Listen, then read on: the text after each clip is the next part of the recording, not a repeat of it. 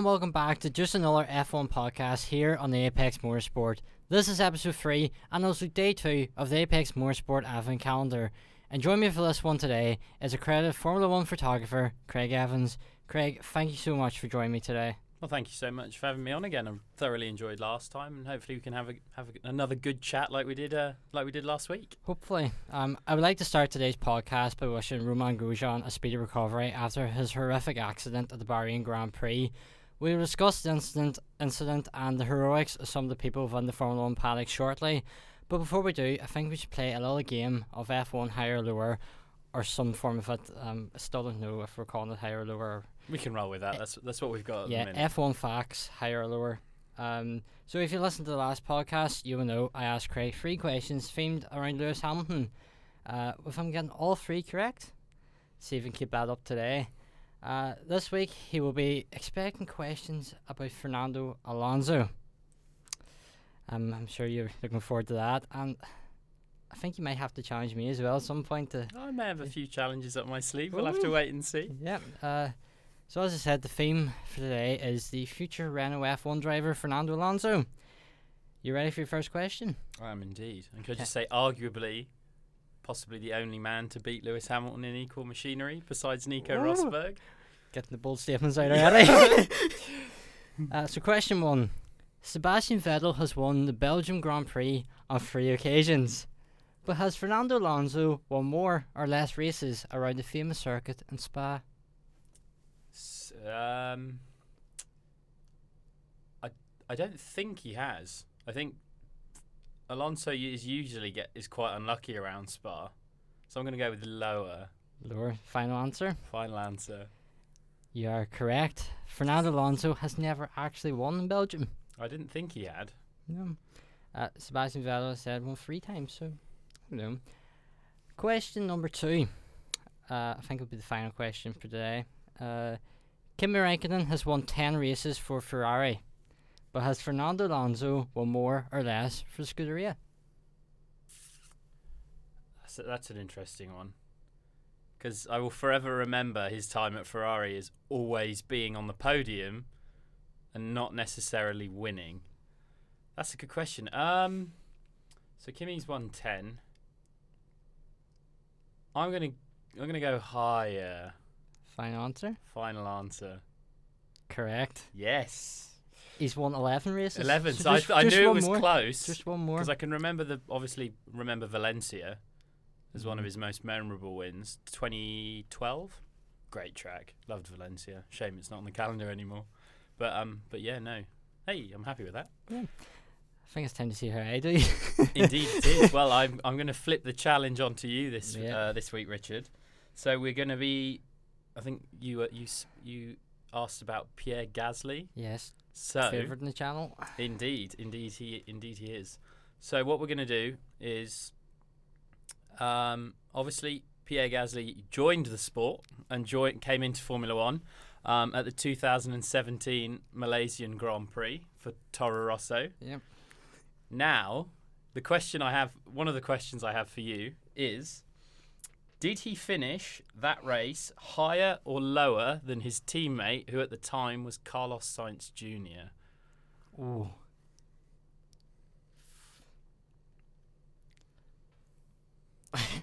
I'm gonna go higher because I think Sainz might have retired. Higher, final answer? Yeah. That's bang on. Oh, Sainz did retire. Yes. Sainz retired. Gasly finished 14th, albeit a lap down. I tell you what, when I was looking that up, it amazed me that Gasly's been in F1 for such a short period of time. Yeah. He's only been in for 3 or 4 years. I thought he'd been in way longer than that. Yeah. He's done well to sort of claw back. Well, he's been everywhere, hasn't he? Yeah. Up, down, round and round. Yeah. So, next question. Obviously, Gasly claimed that amazing win in Monza this year, becoming the first Frenchman to win a race since Olivier Panis around the streets of Monaco in 1996. My question is, who finished higher or lower in their race after those wins?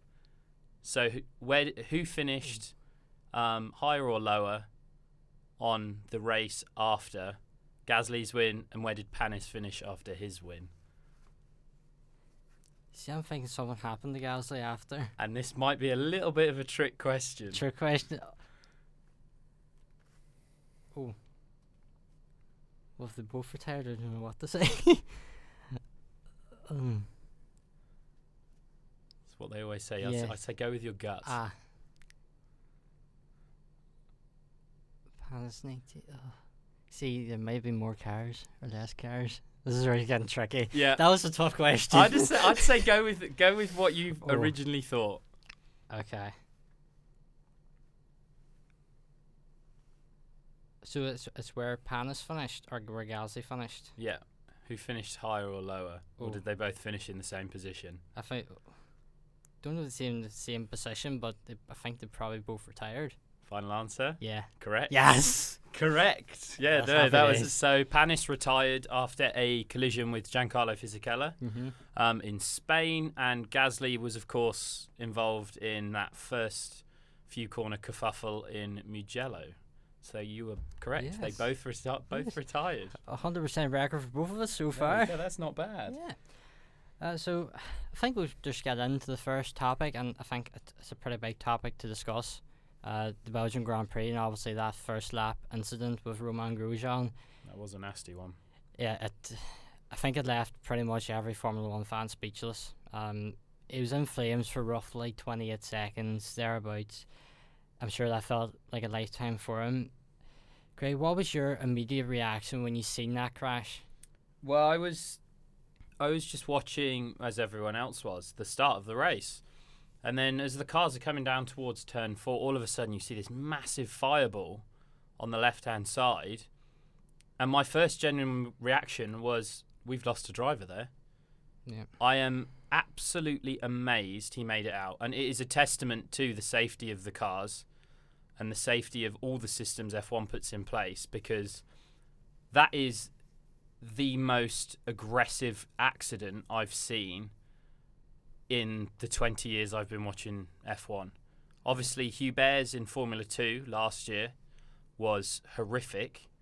But in Formula 1, that's the worst I've seen. Yeah, definitely. It was not nice to see, and you don't usually see a car split in half like that. No. Since that, it was... The engine is designed to come away from the chassis Yeah, in a high-impact accident, but it's not designed to burst into flames. no. And the amazing thing was, the engine actually wasn't the bit on fire. No. The bit on fire was the driver's safety cell, which surely defies logic. But it was what Ross Brawn said. Ross Brawn said, we're lucky to not have lost someone today, I think. Everything that should have kept him safe failed, apart from the safety cell in the car, Yeah. which saved his life. There's no argument. It saved his life. The halo, again, has saved another driver's life here. Yeah, it has. I think the argument over whether or not the halo should be in the sport, I think, again, that argument has to be over now. Yes, for some people, it doesn't look the nicest thing in the car. I think it adds quite a bit to the car. I personally like the look of it on a car. It's definitely grown on me over the years we've seen has. it. It does look it can be made to look really nice. Yeah, and you have to think, if it wasn't for the Jules Bianchi incident, Roman, he might have survived that crash. I think one of the French journalists said they got a text from Jules Bianchi's mother, Yeah. saying Jules was looking over him today, Definitely. and his mum said, "I'm happy that the loss of Jules has saved another life."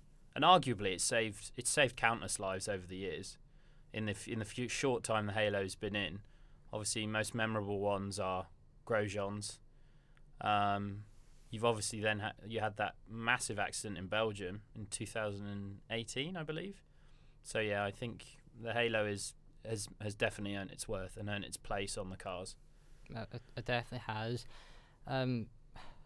Obviously, it was the start of the race, and there was the red flag for over an hour, and they tried to get the wreckage of the car away and put out the barrier, replace the barrier even.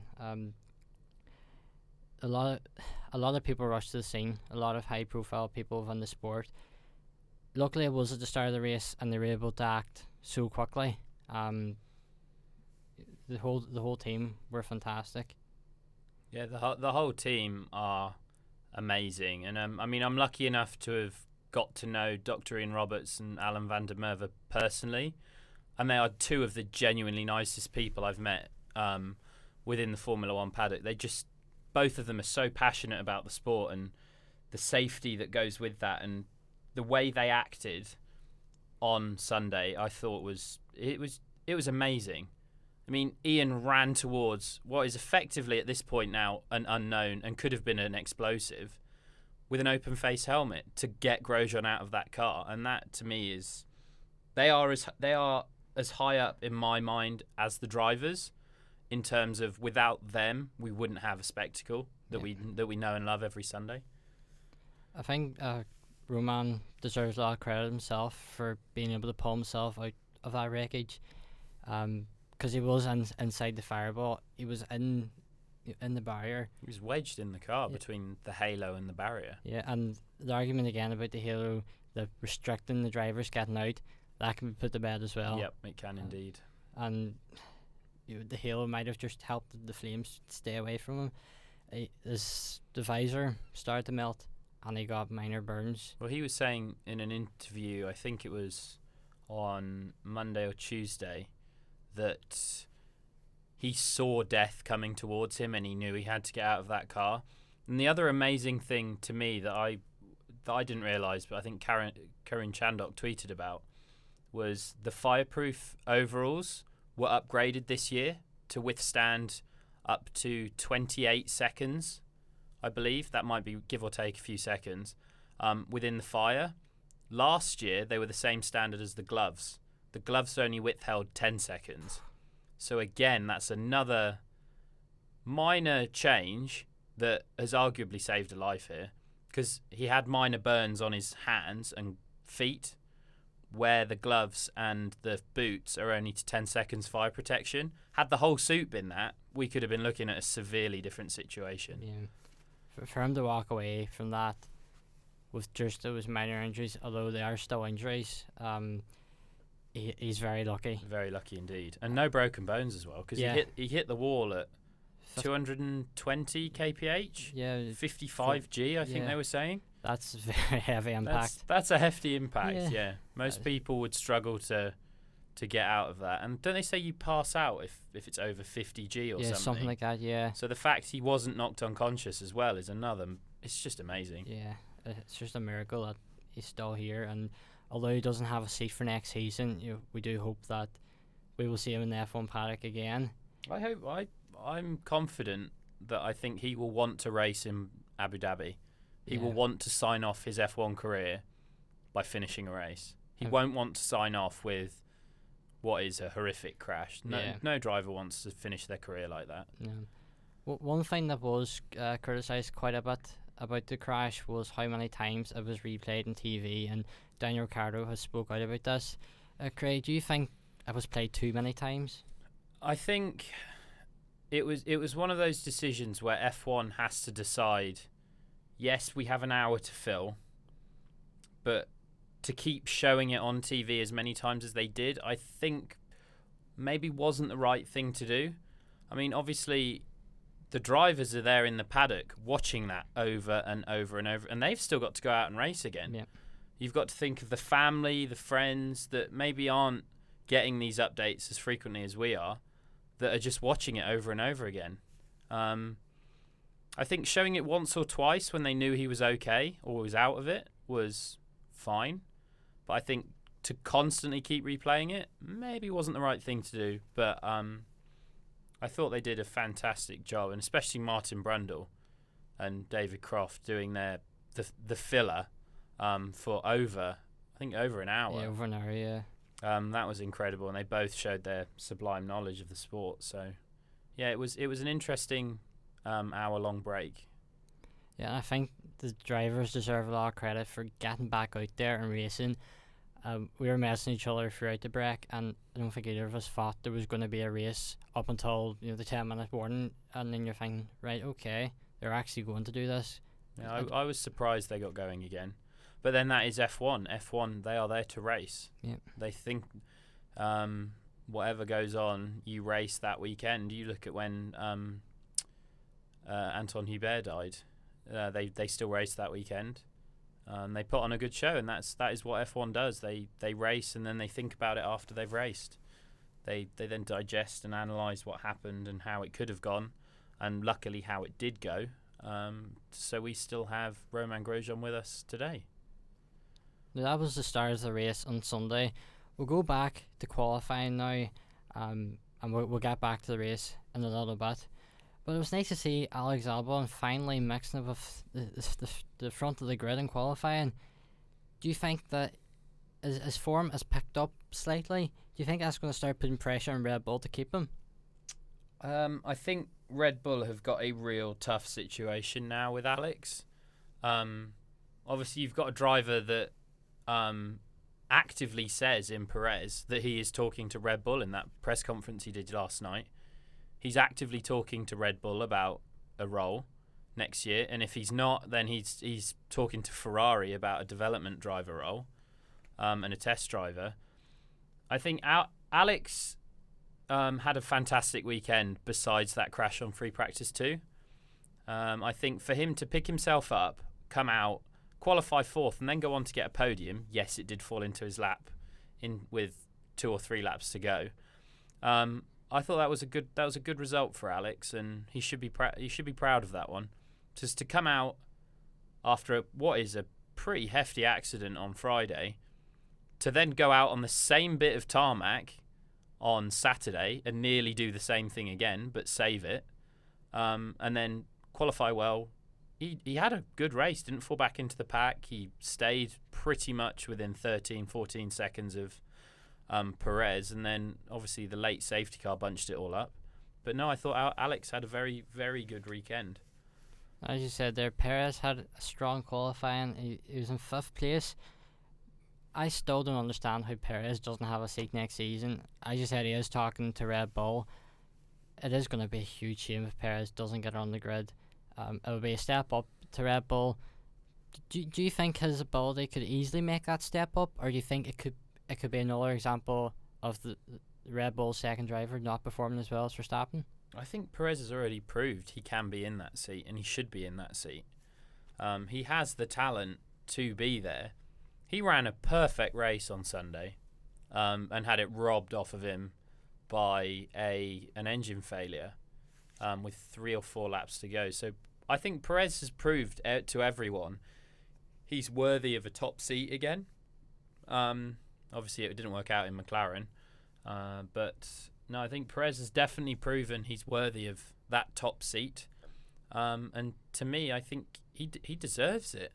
I think it's one of the biggest problems with F1 is on track, yes, off track, it's not the best. Like a driver like Perez going without a seat, that's a great shame. And I think certain drivers are on the grid that maybe shouldn't be, and I think the fact we're losing one like Perez is quite sad for the sport. Hopefully he'll come back if he does leave in 2022, but I suppose only time will tell on that one.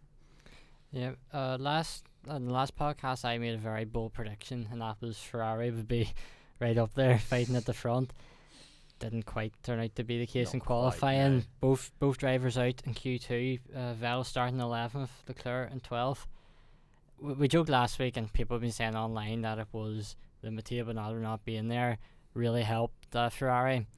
I think we can both agree that that's not really the case, and there's a bigger problem with Ferrari. Yeah, I think the problem within Ferrari is quite clear. The power unit is just not good enough.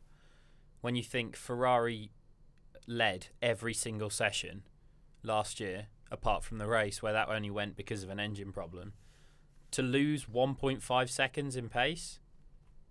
They were 1.5 seconds off Mercedes, and I think they were around 2 seconds slower than they were last year. So obviously something's wrong there. But no, I think Ferrari struggled this last weekend. This weekend for the Sakir Grand Prix, they're really going to struggle, because it's effectively 3 straight lines, couple of corners in the middle. They're really going to struggle this weekend because the power unit just isn't up to the task. Now, if we move back to the Grand Prix on Sunday now, and to the restart of the race after the Grosjean crash, there was another incident within the first few laps, and that was Lance Stroll being tipped upside down. Now, I think we've seen Formula 1 cars being flipped over in the past. I think after the Grosjean thing, when we seen a car upside down, it made it look a lot worse. It made us think it was a lot worse than it actually was. Definitely. He did struggle a little bit to get out of the car, but that was probably just the way the car was positioned. Do you think Formula 1 and the stewards could have been tempted to throw another red flag, thinking, yeah, maybe the drivers might not want to do this if they see a car flipped upside down after that huge crash?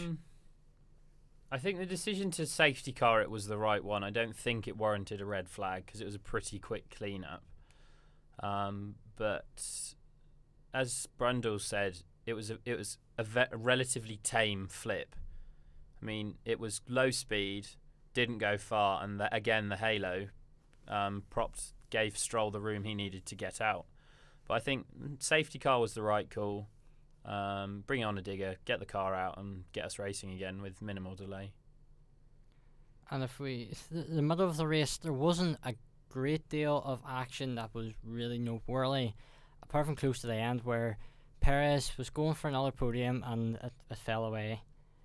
Alex Albon was the driver who capitalised on that. It might just have saved Alex Albon's career. It might have if Perez was getting more podiums than Albon in the season. Irony of a Mercedes engine blowing up, arguably saving Alex Albon's career. Yeah. Yeah. That's F1 though, I suppose. Yeah. What were you thinking whenever you seen the smoke starting? Did you think, right, you've 3 laps to go here, just try to get around as quick as possible if you can? Were you disappointed to see it blow?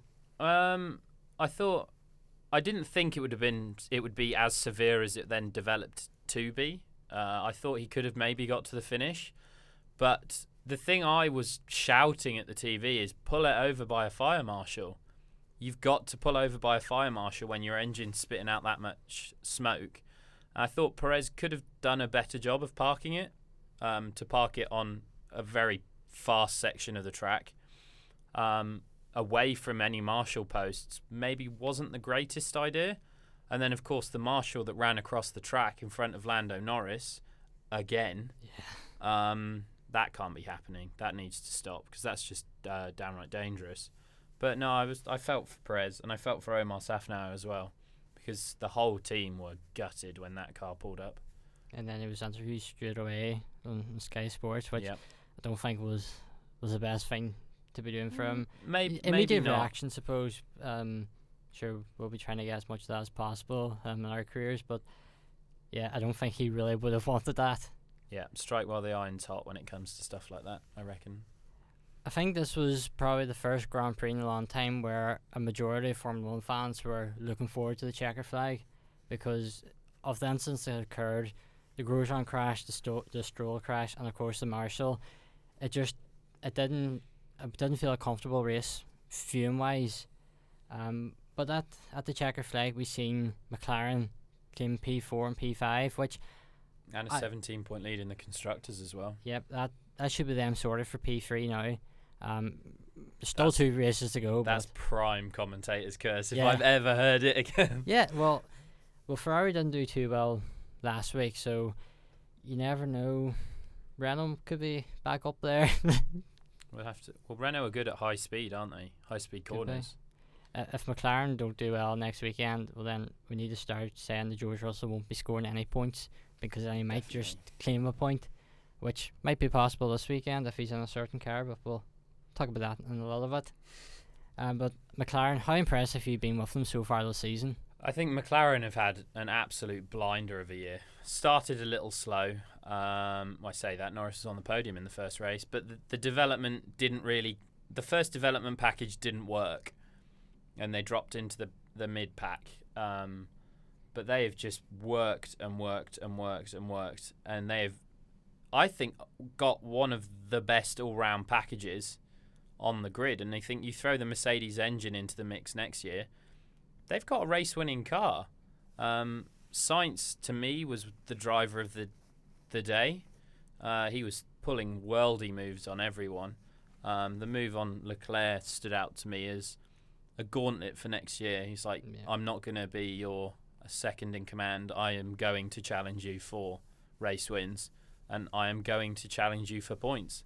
And I think that was an important thing Sainz needed to do, and he drove a fantastic race. So did Norris. I think they crossed the line 4th and 5th. So big points all for McLaren, and they deserve 3rd this year. They've been fantastic. Do you think Sainz is starting to regret his decision to move to Ferrari? Do you think if he was offered that now, would he take it? I think he would still take it. Yeah, it's at the end of the day, it's Ferrari. Yes, the appeal there. The heritage they have, the racing history they have. It's something that attracts many a driver to them. But I think Sainz will be slightly upset with the form McLaren is showing. Obviously not at the minute, but if they can maintain it into next year, I think McLaren will be fighting for the front of the grid. So obviously Ricciardo's taking Sainz's seat, so that'll be interesting to see how that plays out. But I think Sainz will do well at Ferrari because he's a driver that doesn't take much from anyone, and he's quick. He has raw pace, which is ideally what Ferrari need right now. And the final thing about the Bahrain Grand Prix, well, it's more towards the next Grand Prix, the Secure Grand Prix. Romain Grosjean is unfit to race due to those injuries. As you said, we are hopeful that he will be back in the Formula 1 paddock to the final race of the season. Hopefully that is the case, but if not, Pietro Fittipaldi has been called in. He's the HAAS test driver. Test and reserve driver. Louis Deltraz, Formula 2 driver, is another driver. I think he's a simulator driver. Yeah, they have 2 reserve drivers, HAAS, I think. Yeah, and it's nice to see a team actually using the reserve drivers. It is. But Pietro Fittipaldi, I don't think he's ready for Formula 1, but he can just make the most of this opportunity because he could impress. And there's one seat left at HAAS. We'll get on to who got that other seat after this, but how do you think Pietro is going to do in his first race in Formula 1? I think always coming in this late in a season is a challenge, and I think obviously seeing the Fittipaldi name in Formula 1 again will give everyone a little bit of a buzz. But I think that HAAS car is a bit of a dog to drive, and I think it's going to be interesting seeing how the championship plays out, because obviously you're going to a circuit that's mainly straight line speeds, and that's the one thing where HAAS have been weak this year. Williams have got to be thinking they can get on and score some points over HAAS, because they're 3 behind them in the constructors, and obviously with Fittipaldi being in for Grosjean, it's another thing that might help. But I'd like to see him do well. I hope to think he could impress some people, and coming in as a reserve, the pressure on you is massive because it could be a career-defining weekend. You could either make it or not. It could decide which way your next career steps go, which is quite important to nail down. And there's a strong possibility that if he doesn't score any points, that means that George Russell won't be bottom of the driver standings, which I made a video a while back with the worst Formula 1 driver of every year, the last decade. It was based solely on the driver standings, and of course 2019 was George Russell. A lot of people didn't like that, but based on the driver standings, that was the case. It would be quite unfair on Pietro if that was the case, that he's the 2020 worst driver when he's standing in for one race. And if he finishes in front of Russell and neither of them score points, then Fittipaldi will be higher in the standings. Let's hope George doesn't retire for his sake then. Exactly. Because to be bottom of the standings 2 years in a row. Russell deserves points. I mean, he should have got some in Imola, but obviously made that mistake behind the safety car, which I'm sure he still kicks himself for. But Russell deserves some points. Yeah, and he definitely his best chances is this weekend. Another bit of Formula 1 news is that Red Bull are going to be delaying the decision about Alex Albon until after the final race of the season. We have discussed earlier on in the show about Perez in talks. I think we discussed this last week as well. Is there so much uncertainty over the Red Bull, and I think Albon's form is starting to cause a few headaches within Red Bull, and I think if he didn't score that podium, or even the fourth place finish, if he had a finish in fourth, I think Red Bull could have jumped very quickly and made a decision. I think they still see potential in Albon, and I think given the car is going to be somewhat similar, I think the regulations are changing a bit more than we sort of expected for next year. Do you think Red Bull will be willing to give him one more season and wait until Yuki Tsunoda, Yuri Vips, or someone like that is ready?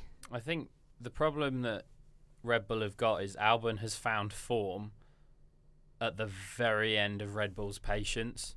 I think they were getting ready to get rid of him, but he somehow picked it up and started delivering.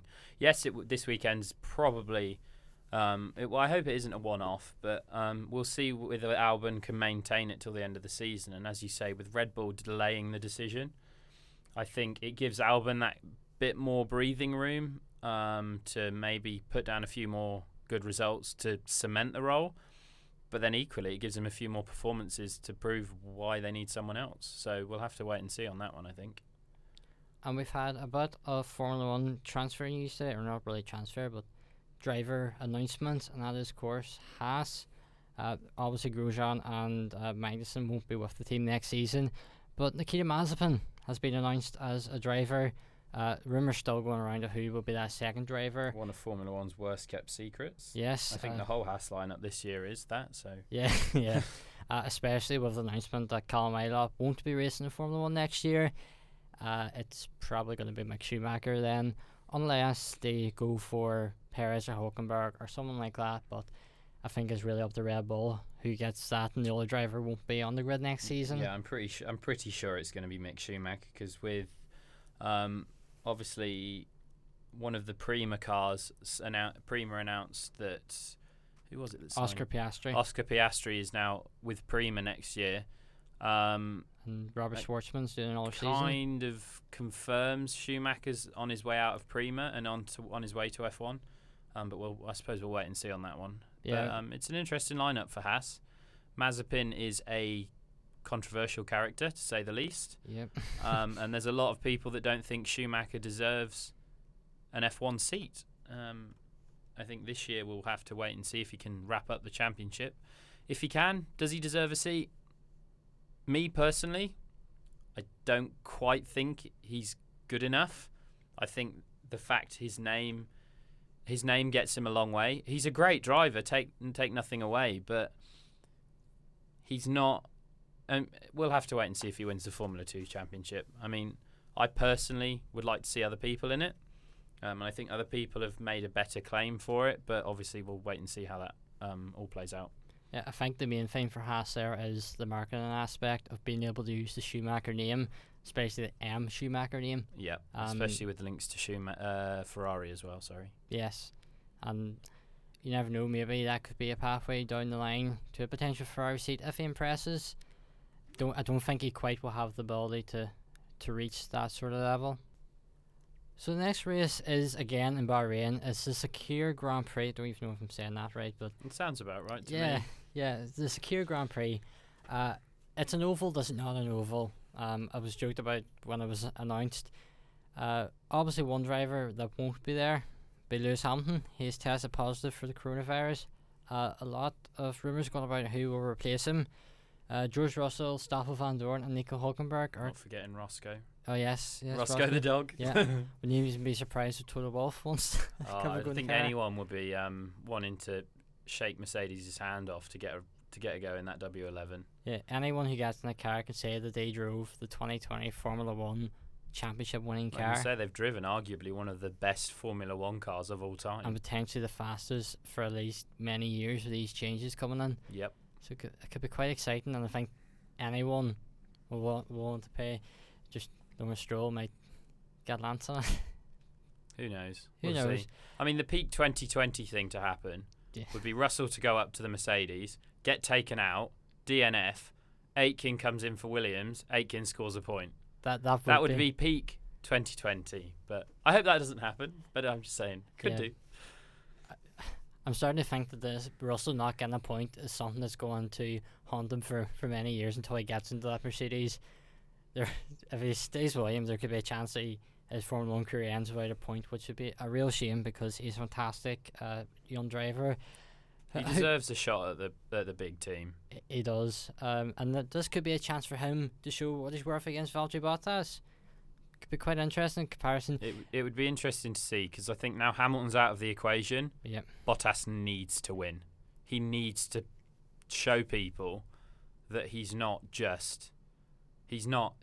quick. He has the pace to win. He needs to win these next two races if Hamilton's not there.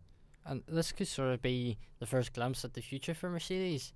A post-Hamilton future, indeed. There's the potential that Hamilton could leave. Still not got a seat for next year confirmed yet. As we said last week, it's highly likely they will be staying. But there's been a few rumours that he might leave at the end of next season. Again, we don't really know what's going to happen.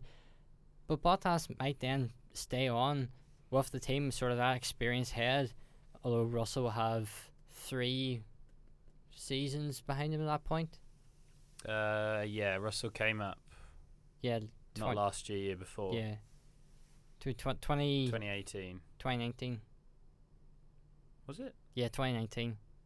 No, because he won the 2018 GP. Yes, no, you're correct. Sorry, I stand corrected on that. Top knowledge. Yes. As always. This is what you get 35 odd minutes into the Apex Motorsport podcast. Who would you like to see the seat? Russell, Van Dorn, or Hulkenberg? Or someone else? I'd love to see Russell in there. I think Van Dorn as well will do a fantastic job. I think it's between those two. It's between Russell and Van Dorn. I think either one of them could do a great job with that. I think another driver that has to be considered is Esteban Gutierrez. Yeah, he drives a lot for Mercedes. He does a lot of the show running for Mercedes, driving the cars at Goodwood and other speed-related events that Mercedes take F1 cars to. Gutierrez does a lot of work for. So, yeah, I think it's an open book. We could see anyone, really. The question is, though, does he have a super license yet? Because that was the problem he had for Racing Point. I thought he had one. Well, because they expire, don't they? Yeah, there was. Yeah, I'm not sure on that one. There was a problem with the Racing Point, and that's why Hulkenberg stepped in. But I asked you on Twitter who you would like to see take Hamilton's seat at the weekend, and thank you for all your votes. We got very well supported in that one. 21% say George Russell, 58% say Stoffel Van Dorn, which I thought's quite interesting. Stoffel then. 5% say Nico Hulkenberg, and 16% said Uller. And one of the suggestions was Paul Di Resta. Yes, actually. He has a super license because he has a super license, and he's the reserve driver for McLaren. Yeah, a couple of races ago he was in McLaren reserve, and he has ties. He has ties to Mercedes. Yeah. And Anthony Davidson doesn't have one. He's a simulator driver. And Anthony Davidson's well out of it. Corinne Chandok drove Hamilton's car last year. He did, yeah, albeit on wets on a dry track. So we might as well say Brundle and Hull. Just get the. Let's just start throwing everyone in for a minute. No, but I think, in all seriousness, it's between Van Dorn and Russell for me. Yeah. The rest is a good shout, though. That's a very good shout. Why not say Nico Rosberg while we're at it? I don't think Mercedes would want that headache back, because that would be that'd be great to see. I mean, I still think Rosberg retiring was a travesty after he won his championship, but that is a whole different kettle of fish that I could ramble on about for hours. So we'll move on swiftly. Yes. Are you excited to see this new oval? That's not an oval. What are we even calling this? Because it's not an oval. Are we just calling it a very fast circuit? I mean, technically, it's a square. Well, it's not a square, but it's a box shape. Okay, so we're calling it a square, not an oval. I think we should just stick with an oval that's not an oval. Okay, yeah, but we'll stick with that. Yeah, yeah. They should have called it that. The oval that's not an oval Grand Prix. Think of the publicity with that. Yeah, you could run with that. Yeah, you could. The oval that isn't actually an oval. Yeah. Are you excited to see sub 60-second laps? Oh yeah, definitely. I think the short lap time is going to be. It's going to go one of two. It's either going to be a snooze fest or it's going to be chaos, and I think it's going to be chaos. because you're going to have cars lapping each other within 4 or 5 laps. We might not if Hamilton's not there. Well, no, that is the downside. I was looking forward to seeing Lewis go full ham round here. No pun intended. But yeah, it's a shame. But I think we're still going to see a good race. And I think with Lewis out of it, it kind of it makes it even more spicy because drivers can think he's not here. Yeah. We might win. Yeah. We might actually win something. Am I right in saying this is the first time in his career since he started that he hasn't took part in a race? It is the first race since Brazil 2016 he's not raced in, I believe. Wow. Or he won't have competed in. Yeah. Because I think that was a stat I saw this morning on Twitter, so that may or may not be accurate. But it does bring to an end his point scoring streak, his race entered streak, his... Yeah, it's a shame, but to see a year end in what could have gone on to smash records kind of cut short. But it's a good job he's 133 points clear at the top of the championship, I suppose. Yeah, it would have been a real shame if it had been, a close title fight and just potentially misses the final 2 races. We'll move on now to our predictions for the race. The things that really didn't go down well last week. No. Yeah, we do apologise to any of the drivers we mentioned today because it's highly unlikely that the position we say you'll be in, will you actually be in? If we say you're going to do well, you're probably not. Yeah. And if we don't mention you, you're probably in for a good result. Who do you think will claim pole position? Can't say Hamilton this week. No, you can't. You said Bottas last week, I did say Bottas last week, and I think I'm going to go with Bottas again this week. See, I think he'd be under too much pressure to do well without Hamilton. It's between... I don't know. It could be between Bottas or Max. It depends who's in that other Mercedes. Yeah, it really does. So I'm thinking... I think it's either going to be Verstappen or Russell if he's in Mercedes. Yeah, I agree with that. It's between Verstappen and the 2 Mercs, which it has been all year, which doesn't really narrow it down. But I'm going to say... Stick with my guns from last week and say Bottas. Race winner. Haven't the slightest. I don't know what to expect with the track. I don't know how it's going to run. I'm kind of confident whoever is on pole isn't going to have a free ticket to a win.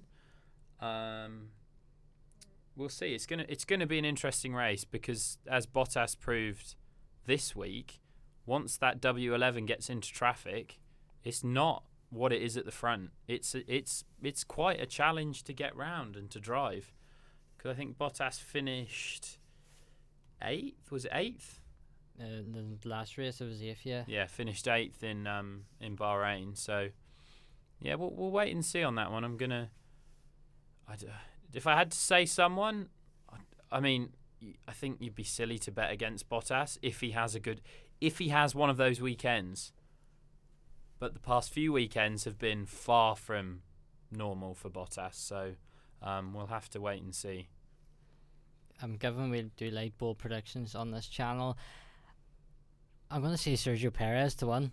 I think this race is going to be super chaotic. I mean, that's not bad. That's not because too he has been outrageously out there.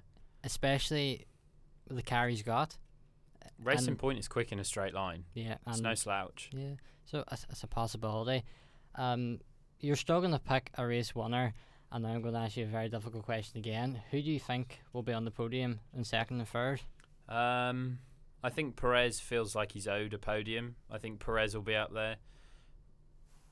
Again, who's in that second Merc, whether they can perform. If they're not up at front running pace, are they at podium pace? We don't know. I think there'll be a Merc on there. There'll be a Red Bull on there. Which ones they are, I don't know. But I'm gonna go with Perez third. Okay. A Mercedes, a Red Bull, Perez third. But it could be anyone. I mean, the McLarens go well in a straight line. So do the Renaults. It's going to be a close battle for the midfield. I'm going to go second, Alex Albon. I think Verstappen will... So we know who's crashing out on the first few laps then? Yes. I think Verstappen might be a little bit too excited for a fast track and he might spin a few times, maybe crash out. And I'm going to say Lando Norris for third. I can see Norris getting third. Yeah, they're outrageous sort of predictions, but predictions that could possibly become true. It's not as outrageous as saying Ferrari are going to be up at the front like I did last week, but Yes. let's ignore that Learn one. your lesson from last week. I think. Yeah. Fastest lap. This could go anyway. Fastest lap with it being such a. I think there's 6 corners. Yeah. The fastest lap genuinely could be anyone's. Yeah. So who do you think would be fastest in a straight line? Is probably the better way of putting it. Fastest in a straight line has got to be one of the Mercedes cars. Okay. Either the Mercedes team or Racing Point. They've been dominating the speed traps all year. Honda, I think, aren't quite there yet, and they're obviously leaving next year. That's a whole different ball game. What's Red Bull are going to do, whether they bring in the engine freeze or not. But yeah, I don't know. I reckon it'll be a Mercedes car. I reckon it'll probably be Bottas. He's usually the one that goes for fastest laps. I'll go then for whoever is in the other Mercedes. Why not? Now, the final prediction is, of course, the big prediction that everyone is looking forward to. In what position will Pierre Gasly finish? Last week, you predicted 4th. I predicted 7th. He finished in 6th. So we're both wrong. I was Both closer, wrong. but You were closer. by position. But where do you think you'll finish this week? I'm going to stick with 4th. I think I believe in Gasly. I think he can get 4th. I'm going to go for 5th.